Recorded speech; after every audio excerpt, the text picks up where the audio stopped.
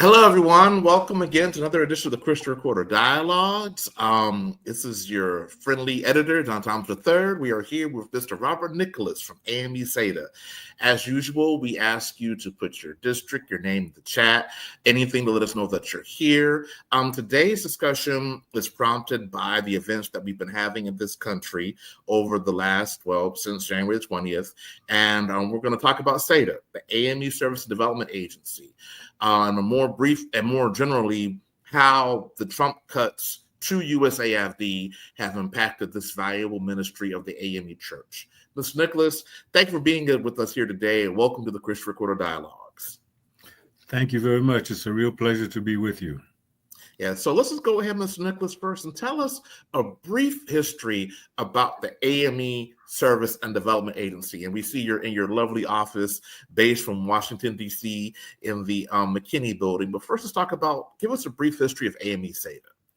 Well, AME SADA was created about 44 years ago by some illustrious members of the church. And it started out... These first programs were in Haiti, a small vaccination program, which grew quickly. And then also, after a few years, started to do some work in parts of Africa, namely South Africa, with the construction of or reconstruction or reopening of one of the AME schools outside of Johannesburg. And again, all of this with funds not only from the AME Church, but from outside of the AME Church, from various foundations. But one of the largest ones was with the United States Agency for International Development, from whom we've gotten several $1 million over the years, all going into our programs in Haiti and in South Africa. And so that's essentially how we grew. And most recently, despite this growth, we had a rather abrupt stoppage of these funds as of late January of this year, when the new administration basically, essentially, for all intents and purposes, shut down the United States Agency for International Development. So that meant the funds we were getting about a little more than $500,000, which finance all of our health programs in Haiti, which is 7 clinics, outpatient clinics, which were providing services to over 200,000 people per year. And all of that stopped abruptly. We had a 1-day notice to basically tell the staff to stay home. So that meant we lost over 200 people, consisting of nurses, health agents, traditional birth attendants, laboratory technicians, pharmacy technicians, nurses assistants, drivers, the whole staff of some 200 people, which worked out of our offices and clinics in Haiti, providing these services. And some people had been with us 15, 20 years, and we had to just say, don't come back Monday. Literally, it was a Friday afternoon. Friday morning, we received a letter, and I had to basically stop operations. What we were able to do, thanks to the generosity of a number of churches and bishops, is we're able, and the budget that we have for basically to cover our office here in Washington, we're able to continue to keep what is just a skeletal crew to keep these clinics open so that they don't get destroyed or pillaged or anything like that, so that we can keep up a presence. But this also meant we had to shut down our office in West Africa. The activities in South Africa had ceased because the funding was over for the construction several years ago, but we were still looking for new activities to get back to the community college that we were working with there. But so in a nutshell, that's where we are today, where in Haiti, the clinics have just 1 or 2 people in them, just so there's some opening. We had to stop all of our vaccination programs, which covered literally thousands of children, and all of our prenatal programs, again, for thousands of pregnant women, and all the birthing support that we were providing, again, several hundred births every month. That had to stop. all of the well baby visits that we were doing, and equally importantly, the malnutrition recuperation that we were doing for over 1,000 children every month. And also equally important, we have about 700 HIV/AIDS patients, including young children, who we can continue to give them their medication, but we cannot do any of the tests that they need to make sure that they're staying healthy. We cannot give the nutritional support that they need. And again, we're dealing with HIV/AIDS patients in an area severely underprivileged. And so that if you give HIV/AIDS medication without nutritional support, you're putting the life of that patient in even greater danger. So it leaves us in a very, very difficult situation where we have to basically look at these patients and we can do very little to help them. And people have been depending on it. And the area where we have clinics in Haiti, there's nothing else. If you don't have to go to the clinic, you don't have the services, period. There's nobody else. Let's dial. And I'm familiar with AME SADA. I'm through my work in the general board and just being someone who, has worked in another lifetime. I've worked, in development work and at the World Bank. So I'm familiar with what SADA does. But for the average AME member who may only see that $250,000 that we give to SADA every year, which basically covers your office in DC and your salary, or even part of your salary, because you're expected to make money to help get AME fees from the grants. But to think that the AME Church is to date one of the only Black churches, Black denominations that has a development NGO. I mean, everyone here has probably heard of, maybe heard of Catholic Relief Services, or maybe you've heard of like Lutheran World Relief, or maybe even United Methodist Committee on Relief.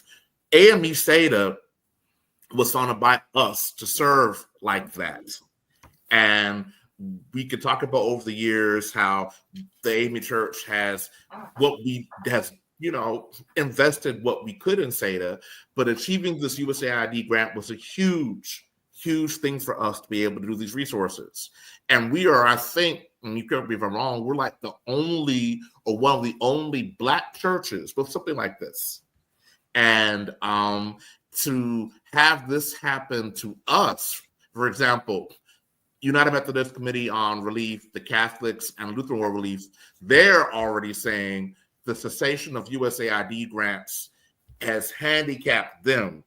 For us, though, this was an even bigger concern because of the resources that we have as a church and just where SADA's been in our bottom line. So could the AME Church fully fund all of what SADA does? Well, I suppose technically yes, but not with the current budget that we have, because we were bringing in from USAID about $500,000 a year. And then the previous year, we were also bringing in another $500,000 from Kellogg, and that grant ended this past December. So, and we were looking for new grants, but at that time we thought we had the AID grant, and so not that we were taking our time, but we were looking, and it wasn't an easy search, and it still isn't easy, and now it's worse than ever, because literally the billions of dollars that USAID was giving to organizations like us and organizations much bigger than we are, they're also out there looking for replacement grants, whether it's individual donors, whether it's other foundations. So it's a battle, literally a battle, because we're competing with organizations that are much bigger than we are and that have resources where they have, entire staffs writing proposals, etc.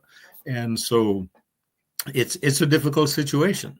And despite all of the help that we've received to kind of keep us afloat for now, and like you said, the AME Church gives us a budget so that I can keep my office open and I have a little bit of a staff, and I can still use some of the money to contribute to the skeletal crew we're trying to keep those clinics open, because if they close, that'll be an even bigger disaster, because it's an infrastructure that literally took us 30 years to put together. Mm. So Now, we don't want to just shut that down and let nature take its course, have it looted or whatever is going to happen.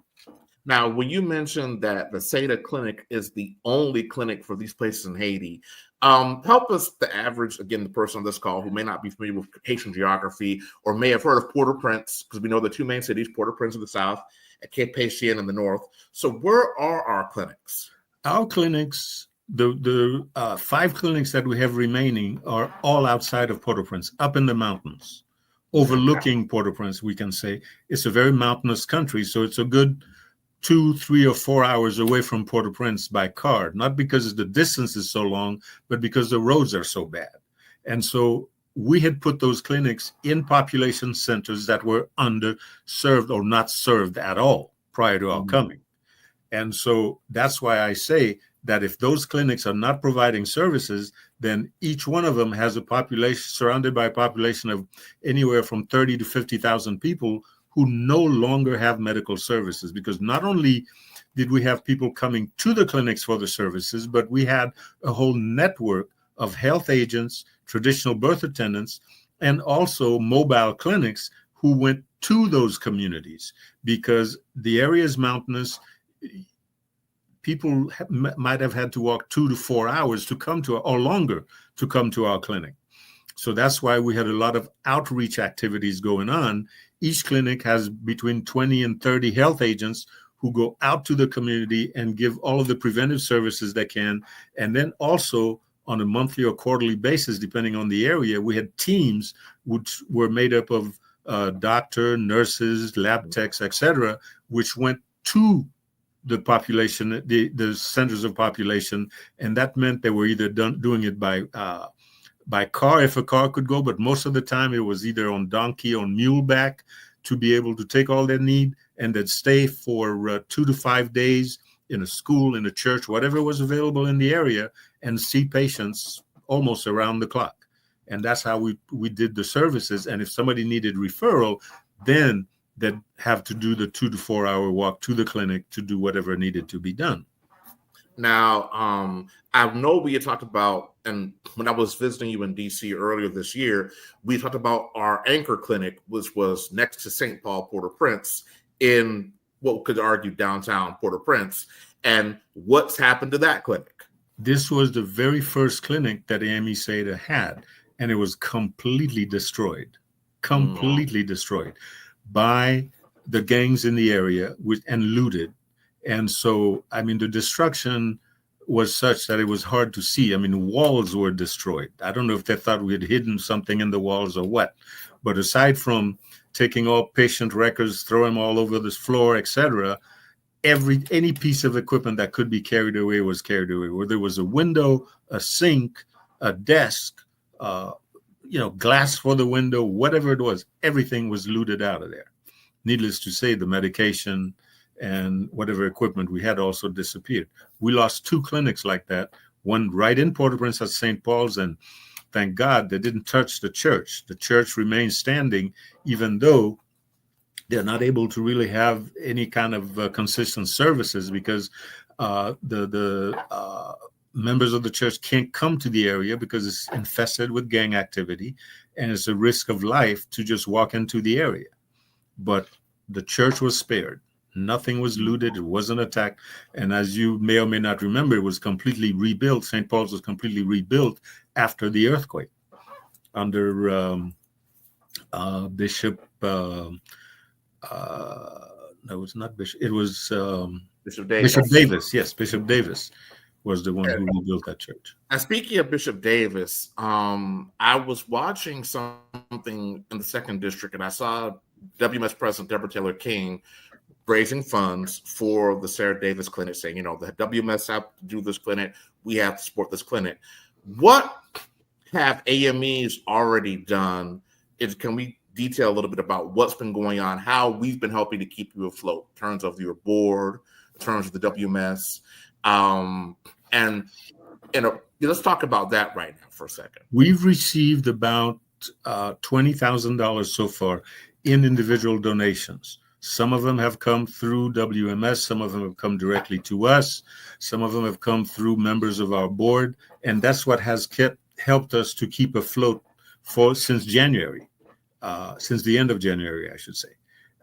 And in addition to whatever I can squeeze from my existing budget, which we pour into that area. And with the help of WMS, we're going, because they have a request out there for people to do donations, and we're trying to put together a campaign where we will be writing directly to some of the people, any of the people who had given us support before, to ask for support again, and even expanding that list to the extent that we can, to basically ask for individual donations. No matter what the donation is, it'll go directly into the support of these clinics, and if possible, even some of the work that we're trying to pull together in parts of West Africa or South Africa. So I want to say this again for the people who are watching this and our audience.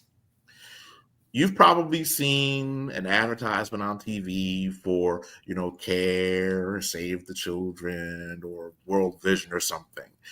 Understand that the AME Church has the AME Service and Development Agency, that our biggest grant was $500,000 that was being used to help our clinics in Haiti, and we were exploring work in West Africa. We've already done good work. Wolfworth Community College in South Africa would not be where it is had not AME SADA gotten a grant. So again, $500,000 was the anchor fund.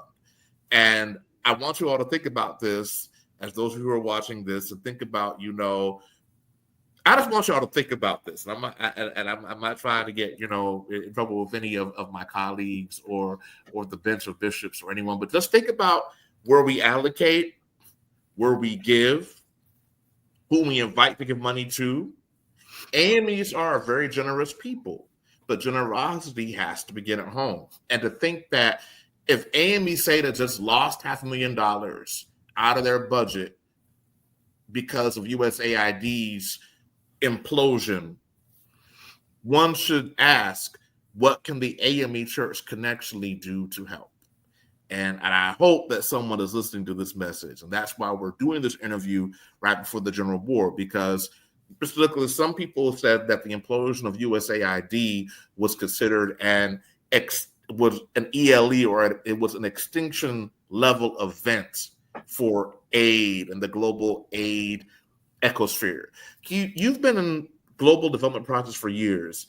Can you tell us a little bit about what the implosion of USAID or U.S. involvement in aid projects has done overall, so we can get a good understanding of what's happened here? What's happened is that, if I take the example of what happened to SADA, by comparison, we're a tiny little organization. And just with what we're not getting, we have close to 200,000 people who no longer get health services. And that's just SADA. Multiply that by whatever you want, because you had organizations who are getting millions of dollars for some of the same things that we're doing, whether it's in health, in nutrition, in HIV/AIDS, etc. And even in HIV/AIDS, where there were court orders where they were supposed to continue to give the money. That one, we were receiving it through another organization as a subcontractor, and we continued to receive the medication for the HIV drugs, the antiretrovirals. However, you cannot just give antiretrovirals like you give an aspirin. The person has to be followed. You have to have blood tests. You have to have exams. And as I mentioned earlier, in an area where people are seriously economically disadvantaged, you need to give nutritional support. Otherwise, either the drugs don't work or they may kill the patient because of that. So this is a small part, and we're looking at billions of dollars that were eliminated from that whole sector of assistance. And for some reason, the current administration has something against assistance. For them, it's a dirty word. The fact that somebody is poor, they can't eat, they can't get services, it's something evil. Helping your fellow man or woman is bad in their eyes. So this is why organizations like us, we're not going to get anything from them. and just seeing in the current budget how they basically, the proposal is to slash aid everywhere. Even And worse, even worse. Not only did they not put it in the new budget for the next fiscal year, but any money left, they're putting before the Congress to do what is officially called a rescission. Take that money back, put it in Treasury, so that in a way, we were lucky that we were able to get money for January because the money had been given to us the month before. And so we were able to spend that money. But technically, if we hadn't spent it by the time the gave us the stop work order, I was supposed to give that back. Luckily, we had already spent it. I had already transferred it to Haiti. But this is so that it's even worse. Money that hadn't been put out there yet to the designated recipients is being given back to Treasury. And also all international organizations, whether it's all the UN organizations, UNICEF, World Health, and we know how the current administration feels about these organizations. And they want to take that is gone. They want to take this money and put it into this Make America Great Fund for targeted assistance, which basically is throwing grants to your friends. Basically, because it's a special grant window, for lack of a better word, which will be controlled by the White House. They'll be able to do whatever they want with it. Supposedly, is to be able to deal with emergencies, but we know their definitions have been slightly different from ours.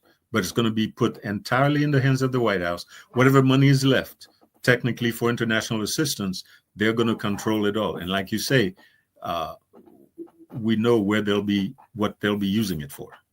And again, I remind everyone that that's the proposal. We're well away from it being passed in Congress. Made it to the House, but there's so much stuff that has to happen at the Senate.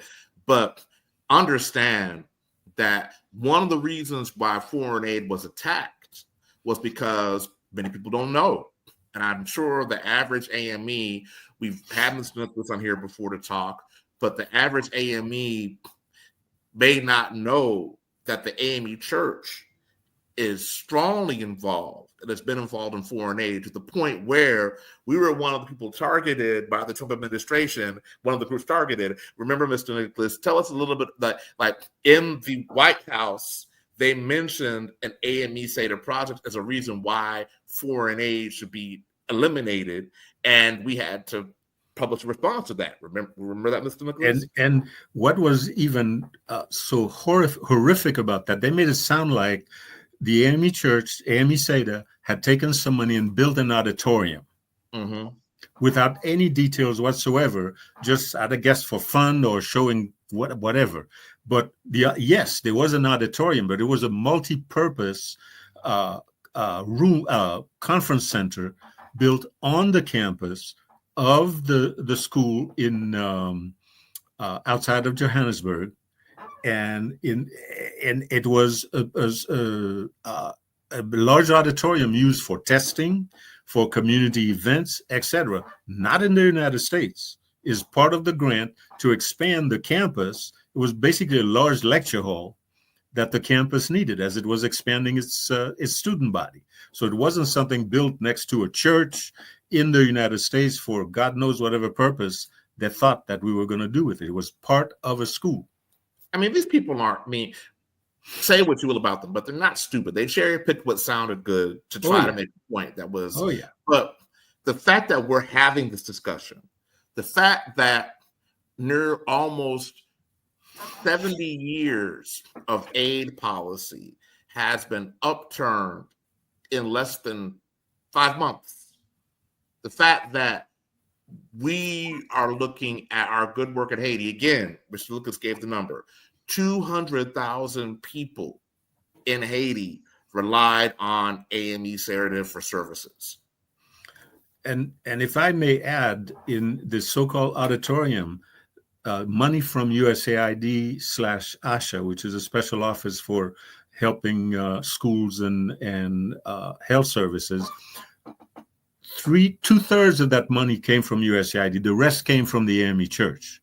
The bishop who was there at that time helped raise funds, and other contributions that we get, because ASHA doesn't give you 100% of the money you need for that construction. You have to raise a third of it. It's usually anywhere from a third to a little bit less, but not all the money for that for the construction. That school altogether, over a period of several years, absorbed about $6 million in construction funds from USAID ASHA.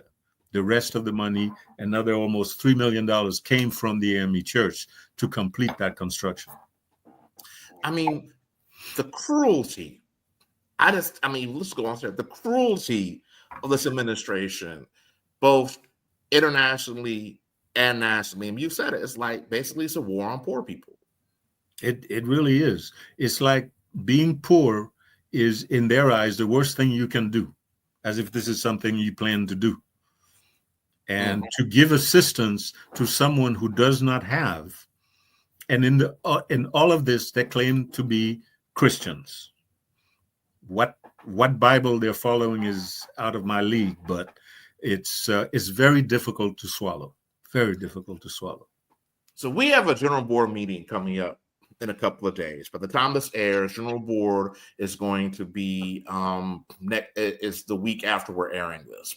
So my question is, well, I've said this, if you see Mr. Nicholas will be at the general board, I strongly encourage those of you who are watching this, put something in Mr. Nicholas's hand for AME SADA. But more broadly, what can we do as AMEs to help SADA? And candidly, what is the future for SADA? Well, the two things. You mentioned earlier that this budget is being discussed, has passed the House, but it has not passed the Senate. So everyone who has a vote, who has a senator, needs to be contacting their senator about protecting not only international assistance, but that whole list of domestic issues, because domestically, money for poor people in the United States, for health insurance, for housing, you name it, is being reduced so that they can give tax cuts to their friends. That's one. Secondly, we are working on a plan to begin to do fundraising differently than what we've done in the past, so that we are going to be contacting people, sending out letters, basically asking for individual donations, so that we're no longer reliant on just one large donor. We're going to continue to go after large donors wherever there may be such opportunities, but we're going to have to come up with we're in process of coming up with a serious plan to go after individual donations. Person who can give us $1, $5, or whatever amount they can give us, we will accept. And one of the advantages that we have, is because we have funds that come from the connection, so that if you give $1, $1 is spent. I don't have to take administrative cuts from it to be able to run my office, because my office is covered by the budget that we get from the connection.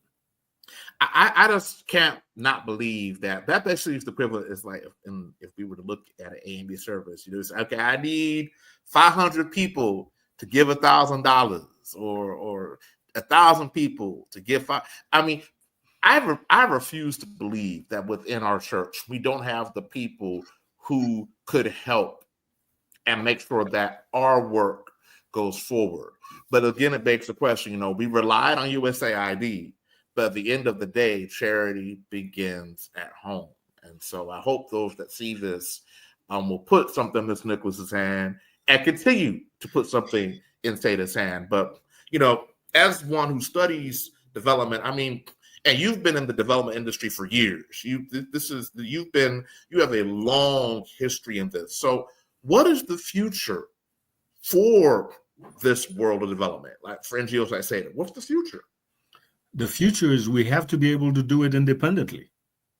That has to be our commitment, because to the extent that I can approach a foundation like we have in the past, like Kellogg Foundation, etc., who've been very generous with us in the past, and others that we will be seeking from, to the extent that we can, we're not going to ignore them, but no longer we will be caught on simply relying, not that it's simple, but to relying solely on these large foundations for large grants.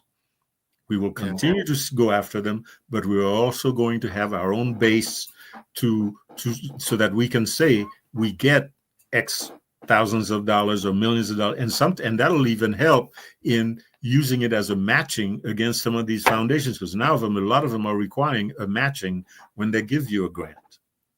So for those who are interested in learning more about SADA and what SADA does, where can they go visit?